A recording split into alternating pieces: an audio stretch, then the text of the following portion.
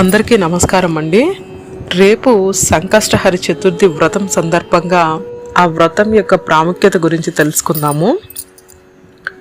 ఏ శుభకార్యం మొదలు పెట్టాలన్నా, ఏదైనా మంచి పని చేయాలన్నా ముందుగా గణేశుడిని పూజిస్తాము. ఎందుకంటే విఘ్నాలన్నీ తొలగించి మనం చేసే పనులన్నీ విజయవంతంగా పూర్తయ్యేలా వినాయకుడు ఆశీర్వదిస్తాడని నమ్ముతాము. అంతేకాదు, దేవుళ్ళందరిలోనూ మొట్టమొదటిగా పూజలు అందుకునేది గణేశుడే. రేపు సంకష్టహర చతుర్థి సందర్భంగా ఈ పవిత్రమైన రోజున వినాయకుడిని పూజించడం వల్ల కష్టాలన్నీ తొలగిపోతాయని చాలామంది విశ్వాసం.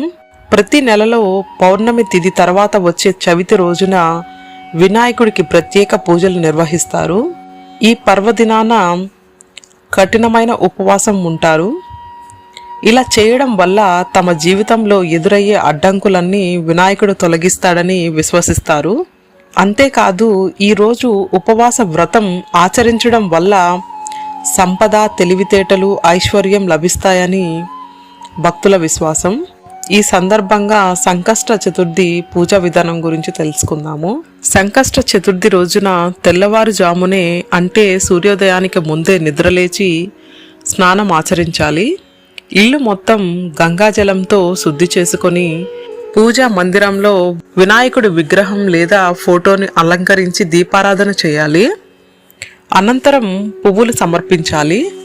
ధూపదీప నైవేద్యాలను సిద్ధం చేసుకొని ఈ పవిత్రమైన రోజున స్వామివారికి నేతి లడ్డూలు, మోదకలు ఖచ్చితంగా సమర్పించాలి. పూజ పూర్తయిన తర్వాత హారతినిచ్చి పూజలో ఏమైనా పొరపాట్లు జరిగి ఉంటే క్షమించమని కోరుతూ గుంజుళ్ళు తీయాలి. ఈ రోజున చంద్రుడు దర్శనం పూర్తయిన తర్వాతనే ఉపవాస దీక్షను విరమించాలి. సాయంత్రం కూడా యథాతథంగా స్వామివారికి పూజ చేసుకొని దీపం వెలిగించి నైవేద్యం సమర్పించాలి. ఈ వ్రతాన్ని 3, 5, 11 లేదా 21 నెలల పాటు ఆచరించాలని పండితులు చెప్తున్నారు. ముఖ్యంగా ఈ సంకష్ట చతుర్థి ప్రాముఖ్యత గురించి పురాణాల ప్రకారం పార్వతీ పరమేశ్వరులు పెద్ద కుమారుడే వినాయకుడు. దేవుళ్ళందరిలోనూ లంబోదరుడే మొట్టమొదటి పూజలు అందుకుంటారు. సంకష్ట చతుర్థి వంటి పవిత్రమైన రోజున ఉపవాసం ఉండటం వల్ల వినాయకుడు అనుగ్రహం లభిస్తుందని గట్టి నమ్మకం.